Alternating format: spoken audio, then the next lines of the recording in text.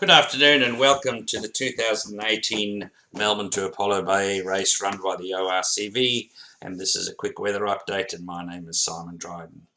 So we're just going to have a quick look at, as you can see in front of you, the isobar chart, and particularly what I wanted to show you is at start time this is, and you can see the width of the isobars here, and by Sunday morning there's a general narrowing of the isobars, so an increase in wind. It looks like this is going to come through Sunday morning, so shouldn't affect the race, but that might change over the day. So we're just going to go and have a look at METI, and we'll go back to the start time here, and you can see at start time broadly in 10 to 15 knot winds, little bits of 15 to 20 in here. If we go along, we can see that broadly stays, and the interesting thing with METI at 10 o'clock, they're predicting the wind to go west. The advantage of this to the fleet is they'll be able to reach along here on one tack and not go on two tacks, which will slow them down. So it has them going westerly, and then it has it basically going a little bit south or west for the rest of the day, increasing offshore to the 15 to 20 knots, but staying in the 10 to 15 along the coast. So from the METI's perspective is when this westerly change, how long that hangs in there for, is how we're going to affect the speed.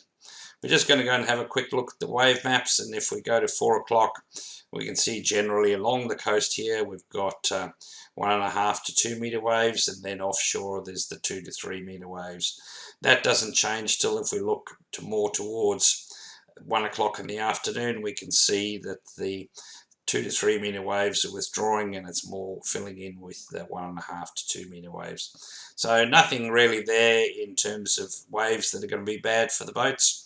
But there will be a bit of water on the deck going to windward, so it will be wet weather gear as we go along.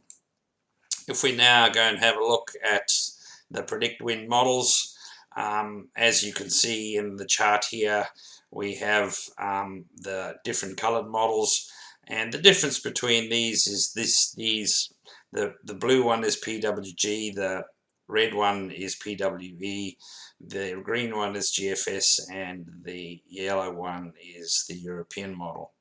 The interesting thing between the two models is both the PWG and the PWE think the westerly is going to be in for longer, so that's why they're closer along the coast, whereas the other models thinks the southwesterly will stay, so they're tacking further offshore. So we'll just slow the model down a little bit, and we'll play that model for you, and we can see if there's any features we can point out to you. But broadly you can see that they have wind in here, and the weather models are showing that it's reasonably good and a pretty fast race, finishing for a 40-footer around midday tomorrow. If you look at the GFS model, it's saying later, but I would say generally 12 till 2. The big interesting thing is how much if this westerly stays in for any period, or whether it stays southwest, which we're going to put the boats on the nose. Anyway, there's a quick synopsis of the weather.